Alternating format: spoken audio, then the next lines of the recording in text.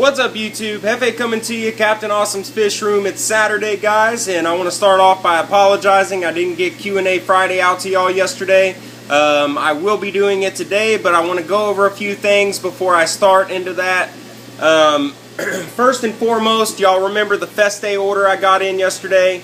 Right off the bat, guys, when I opened the bag, I thought that all of them were dead, but after closer inspection, there were only 5 dead, you know, the other ones, you know, were very sketchy, as if they were even going to make it an hour. They were laying on their sides, gasping. Some were even upside down. And then, you know, after, you know, acclimating them and doing a few other tricks that I know of to, you know, combat bad shipping like that, you know, I did lose 2 more out of that, and then I was left with about 8, okay? Now those 8 made it later into the night. They were doing way better than they were. They were still on their sides, not breathing so heavy and stuff like that, but the next morning I came in, I noticed that they were all still alive, still kicking, with the exception of one. You know, he was still doing poorly, still laying on his side and, you know, kind of gasping and stuff like that. And, you know, so with those fish, you can see them in here. They are eating exceptionally well. They all have really fat bellies. You can see one of them right here. They're in here with Micro Machine and his cohorts. Now you can see that one that I was talking about right back there, guys. You know, he's not, actually, I think he's finally kicked the bucket. Yeah, I think he has. But I do have 7 of them, and they are doing exceptionally well. You know, they're getting chased around by the Freddies, and they chase around Micro Machine. Micro Machine chases back. They all go after food like gluttonous pigs, you know. And some may question me putting them in here with, you know, an umbi the size of Micro Machine with the size that they are. And, you know, it may be a little off scale, but I think they're doing really well in here. I mean, they definitely stay inside a pack together. You know, they're still small enough for that, and you know, they're holding their own even against Micro Machine. I mean, he's not, you know, biting any of them. When they come inside his territory, he'll chase them off a little bit, and they actually team up and chase him a little bit as well. So I think they're doing well. They will be in a 50, maybe even a 60 gallon here in about a week or so to themselves. Micro Machine will also have a 50 gallon to himself until he gets a little bigger. And I'm also looking to get rid of my wild caught jaguars, and my Gorillas Blue Umbies are going to go inside the 120. Which brings me to my next point, guys. Oh, let me first say, the reason I said all these fish were dead, guys, is I didn't want to give anybody any false hopes. And, you know, I didn't want anybody to think that they were going to pull through and then be disappointed when they didn't. So, you know, I'd rather just say they were all dead and then bring y'all a surprise saying I saved this many. And if any of y'all want me to do a video as to how to save fish with a bad shipment, or at least how I do it, it's worked every time that I've had a bad shipment. If y'all want me to do a video like that, I'll definitely do it. It'll be a long video, guys, because you know, doing that kind of stuff is very labor intensive, and you know, to explain it is going to take a few minutes. And you know, I want everybody to, if they, you know, if you get a bad shipment, I want y'all to be able to do it, you know, the best you can with me explaining it. So you know, if y'all want me to, just let me know and I'll do it. Next order of business, I do have another fish shipment coming in next week. I'll be the first one in Texas to have these fish, just like I was with the Gorillas Blue Umbies. They're not Gorillas Blue Umbies, by the way. And I'll be doing a box opening with those. I've done business with this gentleman before. He's a great guy, great hobbyist, I mean, knows his stuff. So, you know, stay tuned for that. I am going to cancel the order with the other Feste. You know, it's just too much of a headache, and I just don't want to deal with it anymore. And you know, with the ones that I have, I'd rather raise these up and give these guys the best possible conditions I can, especially with what they went through. So I'm just going to focus my attention on these guys. And last order before we get into Q&A Friday, guys, I did a plant order today as well from Peabody's Paradise. His establishment is over in Florida. He has an aquatic plant nursery.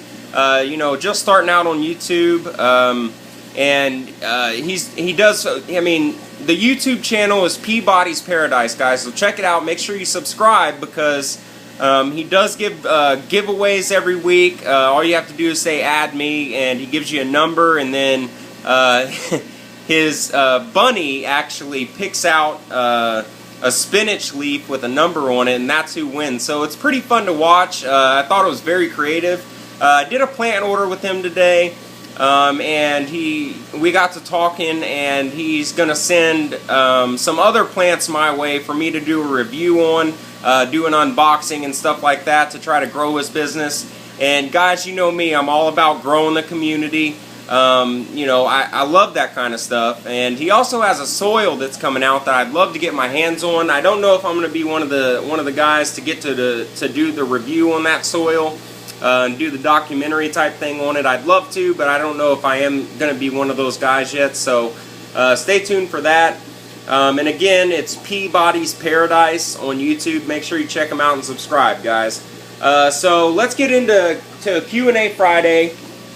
God of Fish Tanks asked, how can you tell if a tank is overstocked? And he's talking about a tropical fish tank, guys. I'm talking about freshwater. Don't quote me on saltwater.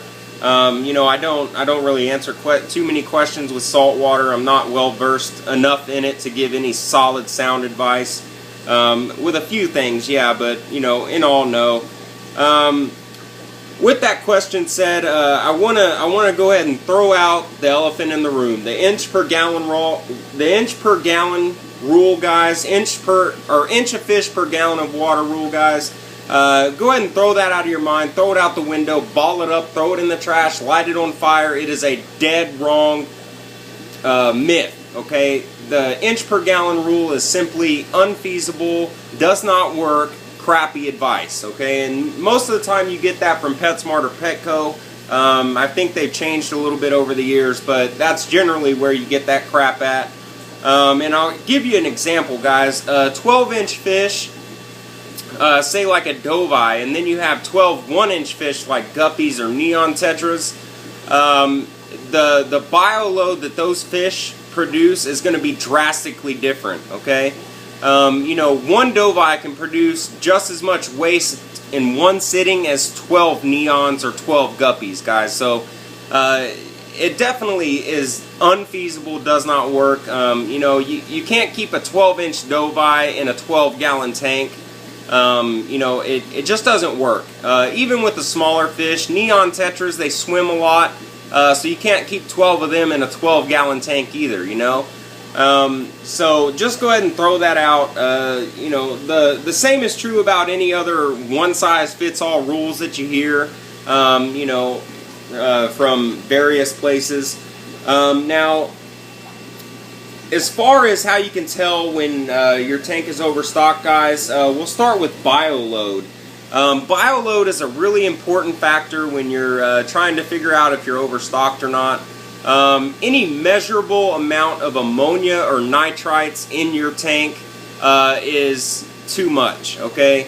If you're reading 0.15 ammonia, it's too much. If you're reading 0.15 nitrite, it's too much. If your ammonia or nitrite is anything above 0, guys, there's a problem. Anything above 0 is a problem, okay? You don't want any measurable amount of either one of those inside of your tank. I mean, it's simply bad for your fish. And then we'll go on to nitrate. Now, nitrate is one of those debatable things. You know, they say that don't let it get any higher than 40 ppm. And then with your a lot of your seasoned hobbyists, they say don't let it get any higher than 20 ppm. I always tell people don't let your nitrates get higher than 10 to 15 ppm. And there's a simple reason I say that, guys. Say that you get really sick and you can't do water changes for a week or two. You have a buffer there. You have a buffer. I mean, your nitrates are really low, and that'll give them a little bit room to climb until you can go out and do a good water change and get everything back to normal. Now, nitrates are a silent killer, guys. If they get into, get up past 40, up into the 120, 80, or, as low as 60 range, I mean, your fish can start to suffer, as far as digestion problems. It can create hole in the head. You can also get hookworms, gill flukes. Ick is a common problem with really high nitrates. So your bioload, you want to pay attention to that. Now, a bioload is the measurement of waste produced by any living organism inside of your tank. Whether it be fish, invertebrates, snails, anything, guys. Anything as small as a pinhead all the way up to the size of a doveye. Everything produces waste. And when you're taking into account, what kind of biofilter you need to think about what kind of fish you want to keep and the full max adult size of them.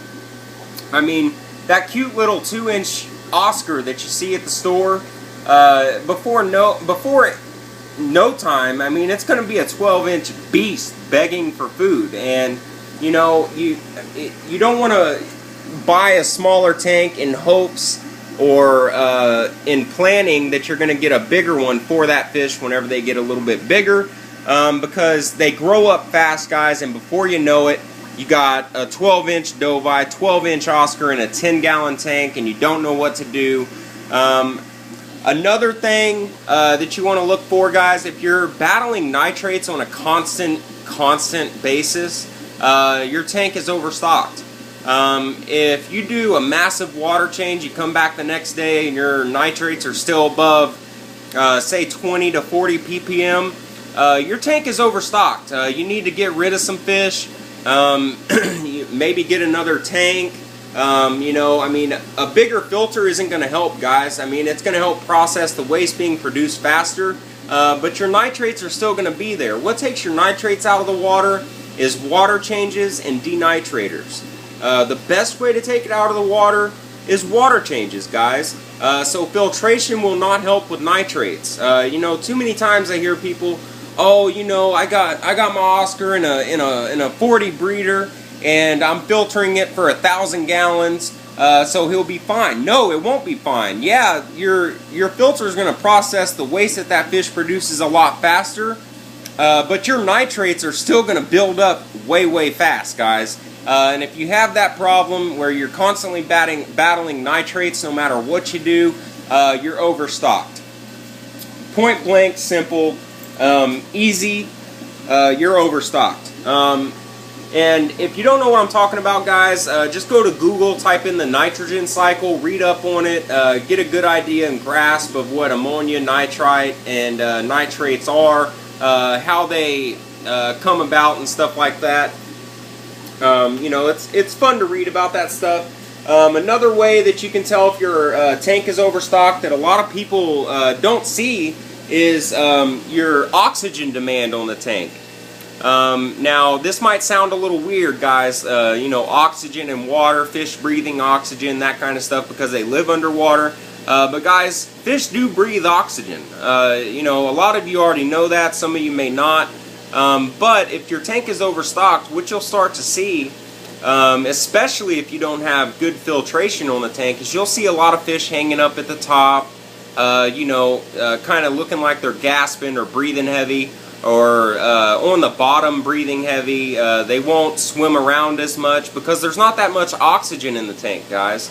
A few ways to combat that until you can get a bigger tank or you can get rid of some of your fish is throw in an air pump with an air stone, get surface agitation going. Now, that air stone isn't going to put oxygen in your water. A lot of people think that, but it doesn't. The bubbles simply rise too fast to the top of the water for it to dissolve in your water column. Kind of like CO2, guys. That's why you want those mini micro bubbles so it dissolves in your water. What the pump with the air stone is going to do is it's going to create more surface agitation, like those ripples in the water you see there. That's where your gas exchange comes from. That's how oxygen is being put in your water. That's how CO2 is being taken out. You know, all that fun stuff. So oxygen levels. When your tank is overstocked, you'll deplete oxygen levels faster. Another way to combat that is add live plants, guys. Live plants will add oxygen to your water during their photo period, which means while they're photosynthesizing, while the lights are on. While the lights are on, guys, plants are taking in CO2 and letting out oxygen. At nighttime, it's the reverse. So you want to watch out for that too. I mean, if your tank is overstocked and you have hella plants in your tank, you know, you may lose some fish due to lack of oxygen, because plants at nighttime actually take in oxygen and produce CO2. It's a fact. It's a known fact. So you definitely want to watch your oxygen levels. Watch out for fish gasping at the top. That's another way. You also want to look at swimming room.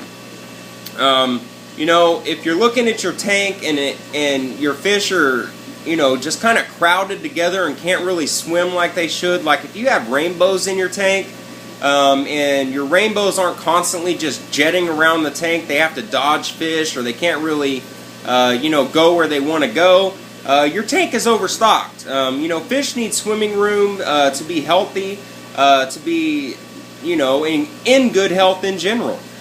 Just like people, if you don't exercise, get up, walk around and stuff, you're going to turn into a fat, messy blob that's going to have heart problems and die in an early age.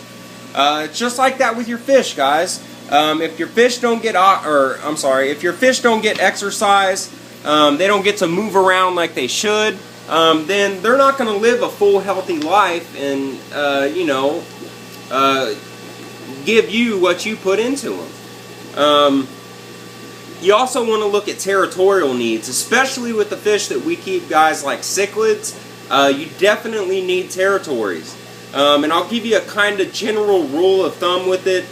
You know, I mean, guys, and this is general, okay? This is not point blank, period, the way it is. This is general. Generally, you know, you want to get the biggest footprint you can inside of an aquarium, guys. You know, if you have a 100-gallon, sorry, I keep dropping my notes. If you have a 100-gallon regular, which means it looks like a regular tank, and then you have a 120-gallon tall tank, which tank do you think is going to be better to keep fish in, guys? It's going to be the 100 regular, because it's going to have a bigger footprint, which means more surface area, which means more room for your fish to swim. Now, it is a lesser water volume, but it's going to be better for your fish to have a bigger footprint inside the aquarium. And generally with your larger cichlids, excuse me, you know, to find the footprint of your tank, you want to multiply its length by its width, and that'll give you your footprint in square inches. And that area, it's not your water volume, guys. It's the actual square footage of the footprint of the tank. And you know, there's about 3 categories based on size as far as territory. Your larger fish, like your dovii and stuff like that, generally need about 9. Well, I don't know. Hold on. Let me think.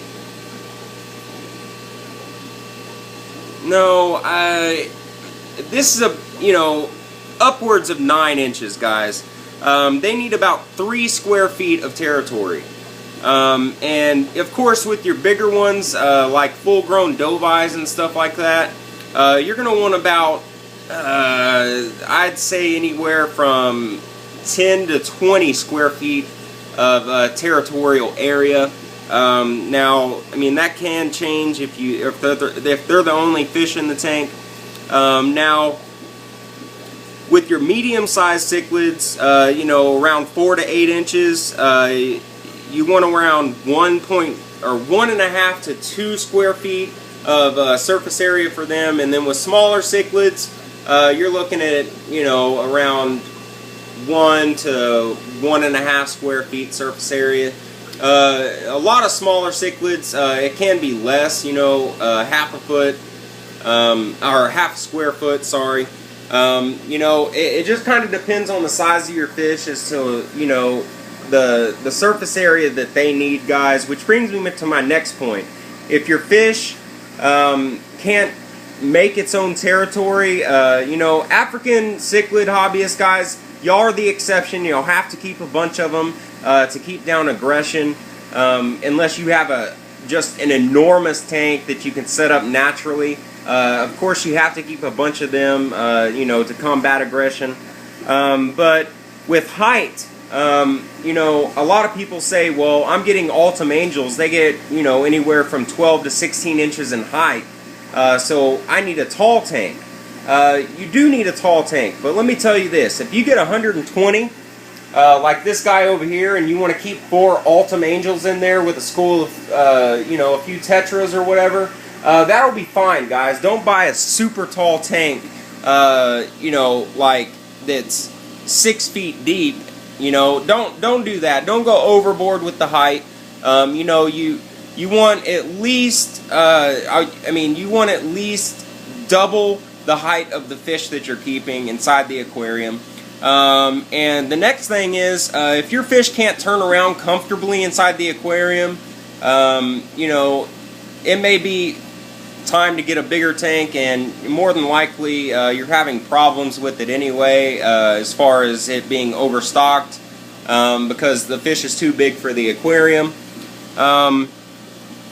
So, and I mean, last thing of advice, guys, if you've been in the hobby for a while, you know, even just 5 months, you can look at your tank and you'll know it's overstocked, guys. You may not want to admit it, but if you look at your tank and you're thinking, man, you know, I have a lot of fish in there, more than likely it's going to be overstocked.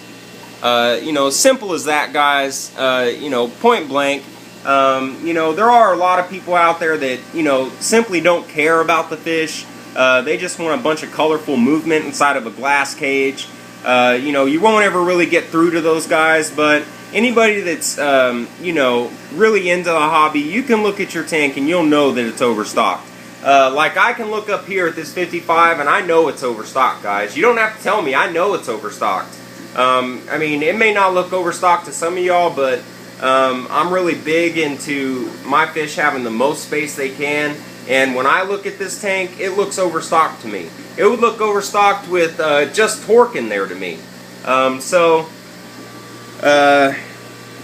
you know, I mean, just, you know, just do your research, guys. Look up the fish that you want to keep.